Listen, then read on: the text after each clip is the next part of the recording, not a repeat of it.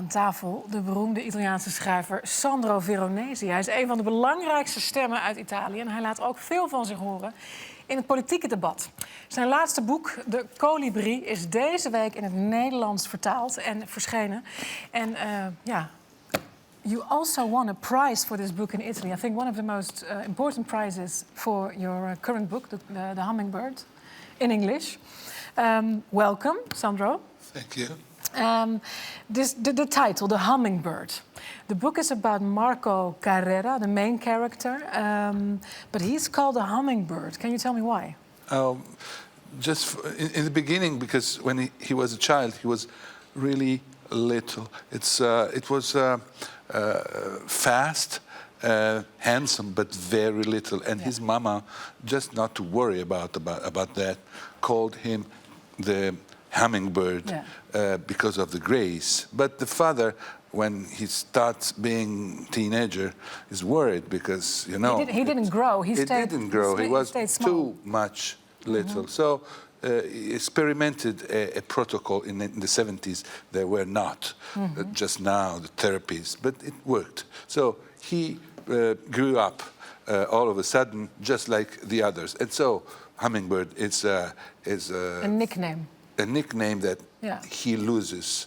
But after years, when he is in love with a woman, but never they live together, they never live their love story. They write each other, they don't find a way of stay together. And this woman, after 10, 20 years, she finds that he is a hummingbird not because of the size, but because he spent all his energies to stay still. So it was impossible to stay with him because everybody of us moved, changes, and it was impossible to stay with him because he's a hummingbird. And that's the So he truth. makes a lot of... 70 he works a lot with his second, wings, but he stays at the same position. Stay still. That's the character of Marco. Yeah. Is that also a metaphor for the current situation in Italy?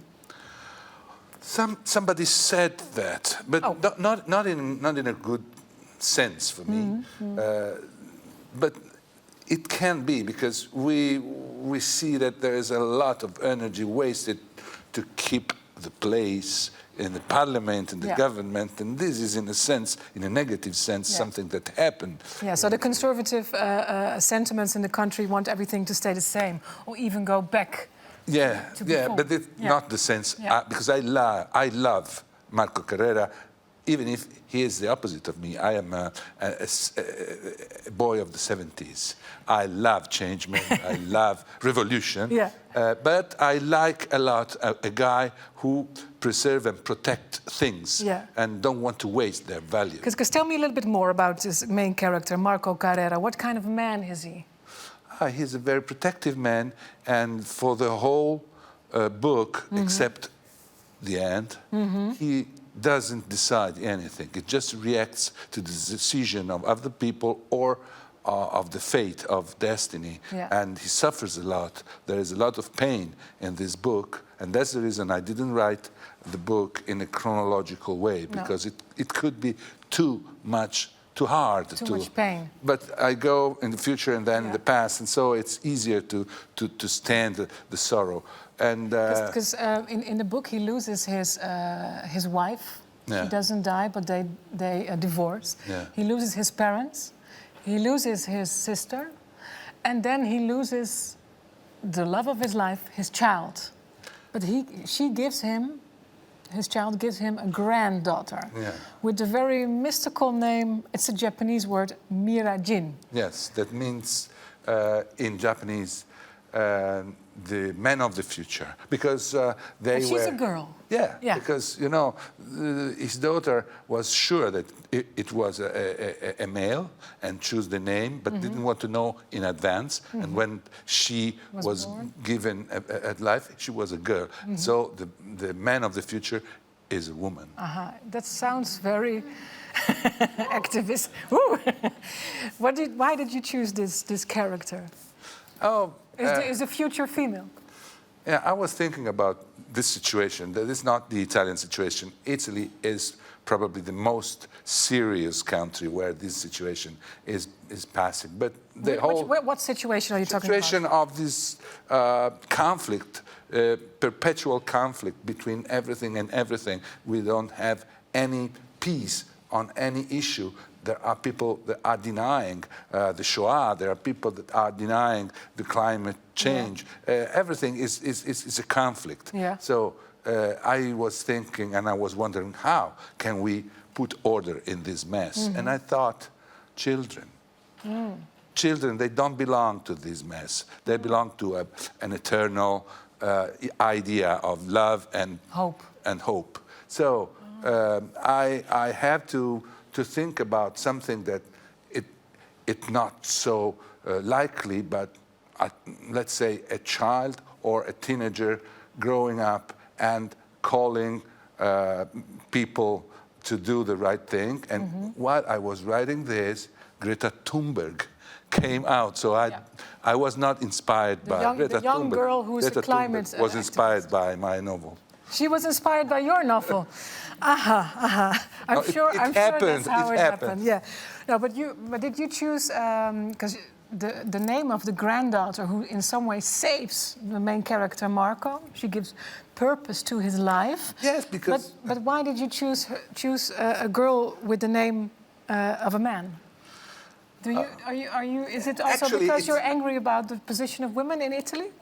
I'm sorry, I want you to say this. I'm not feminist because I can't, but I am. Why can't you be a feminist? No, it's odd, a male that is feminist. No, it's but I am feminist. I mean, yes. It is too late to preserve situation. We have to change. We have really to hope that children, teenagers, and women change the situation because adult male failed. This is under the eyes of everybody. Yeah. Okay, amen.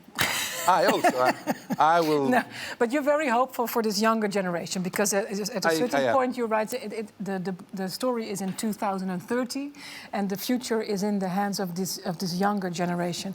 I want to make a jump to something else you've written. It's here on my table in Dutch. Blaffende honden, barking dogs. It's kind of like a pamphlet about the current situation in Italy regarding the migrants who are drowning in the Mediterranean Sea. And our minister was forbidding the NGO boats and the Italian marine boats too.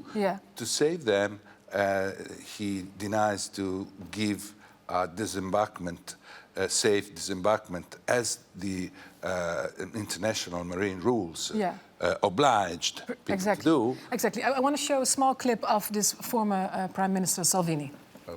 Tu pensi che veramente per 13 giorni tieni a bordo in una nave degli esseri umani quando potevi già 10 giorni fa essere tranquillo in Tunisia? Ma in Tunisia non sono tranquilli. Ma perché non sono tranquilli in Tunisia? Ma c'è la guerra in Tunisia, mi permetta? Sì, ma non è un posto... È scoppiata stanotte la guerra in Tunisia? Ma nessuno va in Tunisia perché intanto... Ma allora, ma non è che una nave da crociera, mi permetta. E allora io voglio andare in Costa Azzurra. E allora voglio andare in Costa Azzurra, voglio andare non a Lampedusa ma preferisco Venezia perché voglio vedere San Marco. Però ma stiamo scherzando. Non può paragonare la Tunisia alla Costa Azzurra. Ma vai nel porto più vicino e allora vengono tutti in crociera in Italia e poi pagano gli italiani. No, con me non funziona così. Yeah, the former former Deputy Prime Minister Salvini from Lega. Why did he make you so angry to write this pamphlet? It was unbearable. I thought I was alone and I was suffering for a couple of days and nights. And then I called my friends, I called my other writers, Roberto Saviano and others. Yeah. And everybody was in the same situation. So we said, no, we do something. And we started to bark. Against this, but it was not barking, it was acting. An Italian platform with an Italian flag was built up because one of the issues was these are boats with Netherlands flag or German flag. They have to go to Netherlands or to German, passing through the Gibraltar, with people that are dying. So we did a lot of things and we abandoned our job. I abandoned the Kolibrie months. And the idea was to cover this guy with words written books, pamphlets, and we did. I wasn't alone. I found a lot of people and disponibility. But I was losing my novel. And, but did Salvini react? Did he respond? No, he reacted. He didn't react, if not with a more and more naughty with the NGO people, with all form of persecution possible. But finally, after 1 year, the situation was completely the opposite. Yeah, because he now has to face a trial, yes. 2 trials, and NGO, after 1 year and a half, people who couldn't work, couldn't go away and stay at disposal of the authorities, now are... But is the problem solved now? No, it's not solved because Italy and Europe has not a politics for immigration. So everybody has a different position, and it's really difficult to handle thousands of people together in the hotspot in Italy when there is an automatic mechanism of distribution. And there is the threat of Dublin that is very heavy for Italy. Because it says if you are the country where you step foot on, that's where the country where you have to apply for asylum. That's the Dublin agreement.